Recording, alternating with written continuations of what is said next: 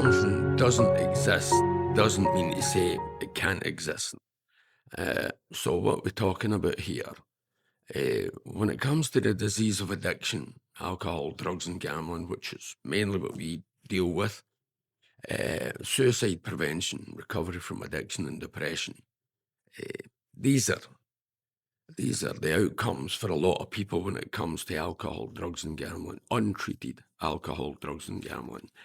So we've already stated certain things that are missing. Is it immediate intervention, no appointments, an open door, empathy is crucial, immediate assessment, guidance and direction to a new reality. Now, that's a vision, and it's a vision I've had for a number of years. I think basically that people who suffer from this disease, when it comes time for them to realize that they have a problem, because one of the most important things that people outside of this don't understand is this is the only disease that tells the sufferer they don't have it. There's no other disease does this. So it takes time for them to come to their reality, no matter how bad it is. For the family members, they're actually living their disease. They're living their nightmare. And they can see what the sufferer doesn't see. So when it comes to the time when the individual, whether it's male, female, young or old, comes and discovers, or let's just say admits, something is no right here, my atmosphere round about my home, the atmosphere round about my home isn't right. And I think I may be the problem. I may have something to do with this. They start asking themselves questions. People who suffer this disease, I've done it myself. I didn't understand how I could be in the position that I'm in, how I ruined my life, how I ruined other people's lives, simply because of a substance that I thought was my friend. I thought it was good to me. I get good fun out of it, good laugh out of it. I love going to the pubs. I love the fun that you got in the pubs, talking the usual shit. You know, when you're in that atmosphere, that's what you're looking for. That's what you want. But when that catches up with you, and this doesn't mean to say for pub drinkers, it could be for people, especially females who are home drinkers. And that gets to the state where people who suffer for this disease, they actually end up isolating themselves. You know, they draw the curtains. Their worst enemy is the postman, because he keeps delivering bad news. This is the sort of stuff that goes through the mind of the individuals that suffer for this disease. So when the time comes for them to eventually face up to the reality, and the reality is, sometimes they can be left with nothing. Sometimes everything could be gone: the marriage, the job, the family, the home, the car, and you might even be facing a judge if it's got to that bad. But it doesn't always have to come to that. You know, there's people who haven't lost their homes, haven't lost their wives, husbands, haven't lost their job, haven't lost the car. They're not in trouble with the authorities yet, but mentally they know that this something is no right, and mentally they do know that it's either got to do with alcohol, drugs, or gambling. And we know about gambling. Gambling's a secret disease. Gambling's a secret disease. You know, a drunk will eventually fall off the stool. A drug addict will eventually collapse. But the gambler, he could lose his house, or she could lose a house sitting at the breakfast table. So there's different types attached to this, different types of situation. But every one of them, every one of these things that I'm speaking about just now is in the head. They start in the head, because people are feeding negative thoughts. And when you feed the negative thought, you're definitely going to get a negative outcome. So this thing that we're talking about here, for somebody in that position trying to get help, we speak about this a lot in addiction. When somebody tries to get help, they can almost certainly never get it. Or when they make the phone call, the phone might not be answered. And if it is answered, when can they get appointment? And it could be days, weeks, or months, and they might never get the appointment. Some people try to make the phone call at night time. There's nobody there. You know, the 12-step recovery movement, the AA, they have an answer phone 24/7. So that's a great call to make if that's a problem and that's the way you want to go. But a lot of people have this notion about AA, Alcoholics Anonymous. I'm not phoning them. I am not one of them. So the other route that we are looking at here is what is missing. And what is missing from our point of view is there isn't immediate intervention.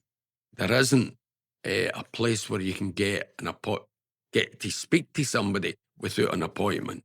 And there is very rarely a door open.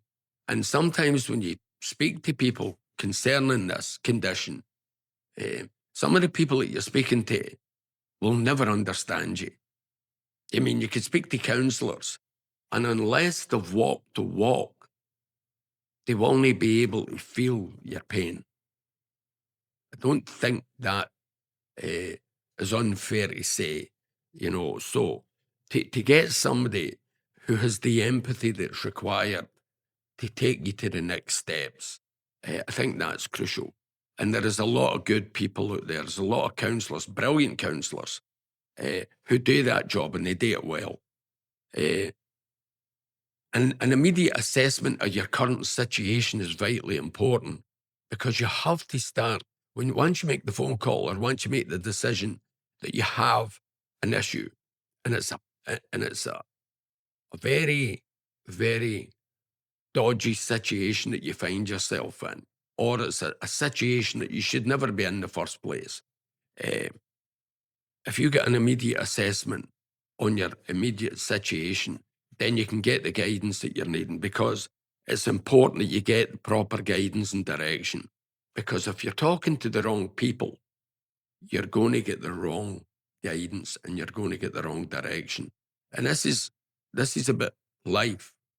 And life is very, very fragile at that state. The thought patterns are not good. Sometimes I know from my own point of view that I thought I'd lost everything and everything was hopeless. I'd made a complete mess of my life and the people round about me. I thought there was no other way out, and that was wrong. I attempted suicide a number of years ago as a young guy, 21, 22. I can sit here and safely say I nearly killed the wrong man.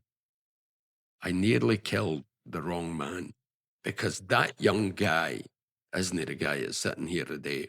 And that's what happens with people when they attempt to take their life or they proceed and do take their own life. I don't think a lot of people that take their own life really mean to take their own life.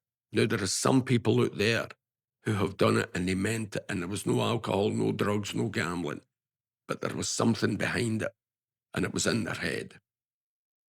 But I know a lot of people who have overdosed, and that's what addiction is. Addiction is suicide in motion. So what am I actually talking about here? I'm talking about the things that are missing and what I think is missing. How can we resolve that? What can solve that problem? And I believe we call it strike force counselling.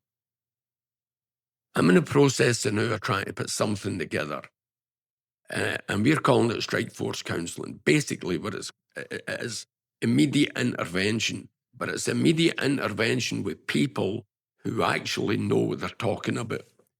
They would have a level of expertise in the 12-step recovery program, because it's important that people who are seeking the help get the right help, get the right education, and get the proper assistance to take them over the line.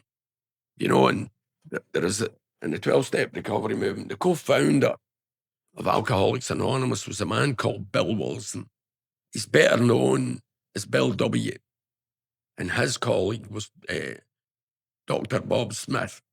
So they're better known as Bill and Bob. But for the purpose of this conversation, we're talking about Bill Wilson. He wrote a book way back at the beginning, and it's called The Language of the Heart, right?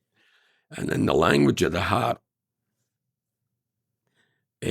on page 64, page rather 46, it talks about clubs in AA, clubs in Alcoholics Anonymous.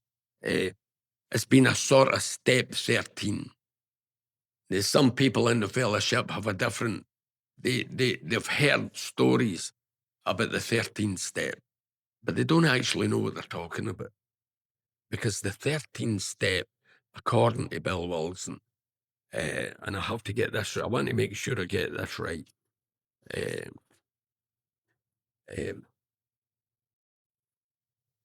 Just how this goes here. It says, with a vote taken tomorrow on the desirability of clubs, and a sizable majority of AAs would record a resounding yes, there would be thousands who would testify they might have had a harder time staying sober in the first months of AA without clubs, and that in any case, that they would always wish the easy contacts and the warm friendships which clubs could afford. And a couple of sentences down, it talks about it being a sort of 13th step. So Bill Wilson wrote this book, and this was published in April 1947.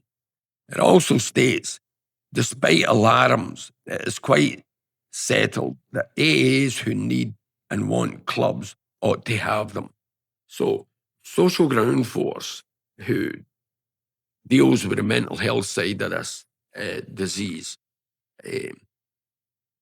is like, there is a separate part to Social Ground Force, and that's the club scene.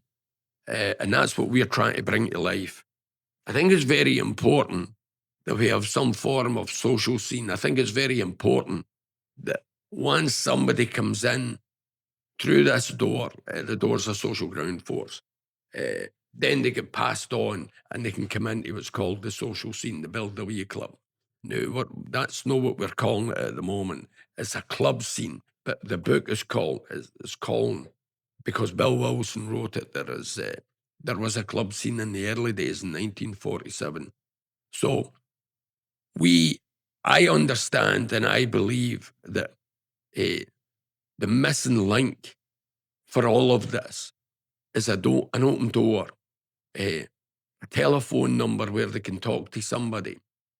But because we're in the position that we're in at the moment, financially, it's very difficult to achieve the sort of levels of what we're trying to achieve. Even although last year we had 75 service users and 105 or 106 children were involved in that. And I can safely say a lot of the people that come through the door last year are in a different situation now, mentally, emotionally, physically, spiritually, and financially. And we're going to talk to some of these people as we go along with these podcasts. I think it's important that politicians and civil servants have to realize the status quo isn't working. The country's spending millions upon millions. The HSE spending millions upon millions, hundreds of millions on sufferers. The justice system is exactly the same.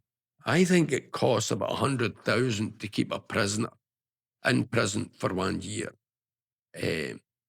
We have advocated for people in the courts on numerous occasions, and we have kept 10 people out of prison, and we've got them on the road to recovery. But I must say, sometimes people are so bad that sometimes a prison sentence could save their life. So there's two sides to every story, and we acknowledge that. So all I'm saying is, we need the support and the backing of this, and we need you to pass this podcast on, get it as far and wide as you possibly can. We need people that are out there in the community. In Ireland, we're talking about here. We need people who are in positions like sports stars, uh, musicians, the entertainment business, people who have a pathway to other avenues that can maybe help us achieve this. This is a goal, it's an aspiration. It's a very, very positive and productive goal and aspiration because our main purpose is to reduce the suicide numbers uh, in the 26 counties or the 32 counties of Ireland. And you know, this isn't a hard, uh, target. I think if this was done properly and it was backed and supported properly, we could drastic. We've already proven this, by the way.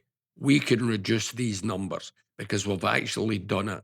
We are not talking about. We're not talking about what we would like to do. We're actually talking about what we are doing.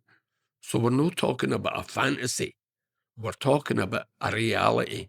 We are changing people's lives. We know we can change people's lives. We know we can bring families together. We know we can stop people taking this to the worst possible conclusion. But we need the support and we need the backing, and it's not that difficult. So I'll leave that with you, and hopefully in the next couple of weeks we can get another couple of guests on and we can take it from there. But listen to this. Strike Force counselling is a very, very positive move on the board for Social Ground Force.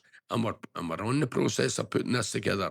So anybody with any information that could possibly help us, we would really appreciate it. I'll leave that with you. Thank you again for listening to us. God bless. Bye-bye.